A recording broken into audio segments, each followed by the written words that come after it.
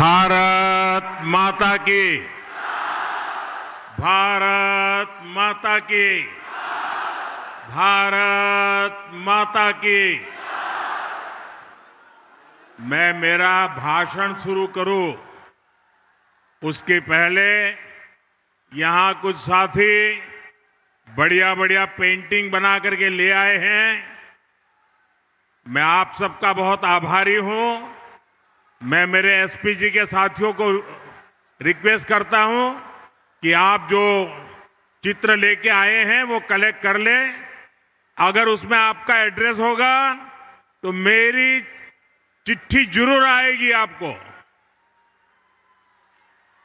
बहुत बहुत धन्यवाद आपका। अब मेरा एक दूसरी प्रार्थना है, इस चुनाव में यहां जो कैंडिडेट है उनसे मेरा आग्रह है जरा आगे आ जाए। जो कैंडिडेट है, जो चुनाव लड़ रहे हैं, मैं 1 मिनट में आकर के अपनी बात बताता हूं।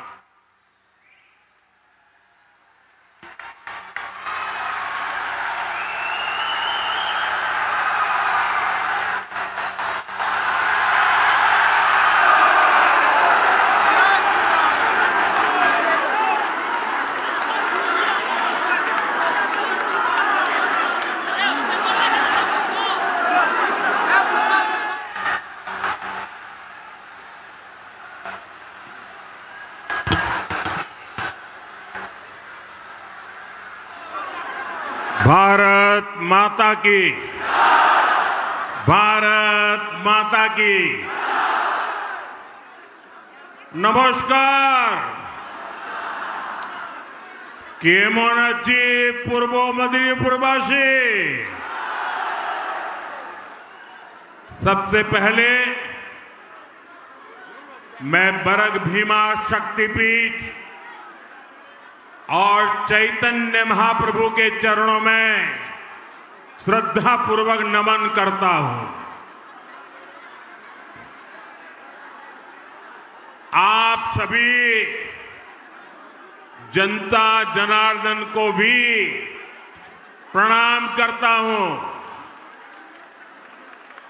मुझे बताया गया कि यहां लगातार बारिश होती रही है। नीचे मैं देख रहा हूं सब दूर पानी भरा हुआ है। उसके बावजूद भी आप इतनी बड़ी तादाद में हम सबको आशीर्वाद देने के लिए आए।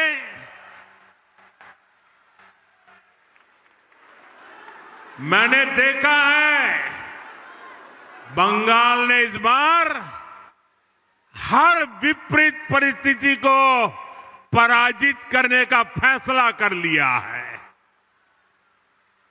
भारतीय जनता पार्टी का विजय ये उत्साह और उमंग में दिखाई देता है। बंगाल के मेरे प्यारे भाइयों बहनों, ये परिवर्तन की आंधी है। ये टीएमसी की निर्मम सरकार के जाने का ऐलान है।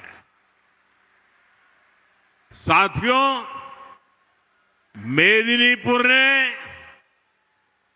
नंदीग्राम ने 5 साल पहले बदलाव की राह दिखाई थी। अब पूरा पश्चिम बंगाल उसी परिवर्तन के रास्ते पर चल पड़ा है। जो कमाल 5 साल पहले नंदीग्राम ने किया था, इस बार वही हाल भवानीपुर में भी होने जा रहा है। पूरे बंगाल में होने जा रहा है। मेरे साथ बोलिए, पाल्टानो दरकार, पाल्टानो दरकार।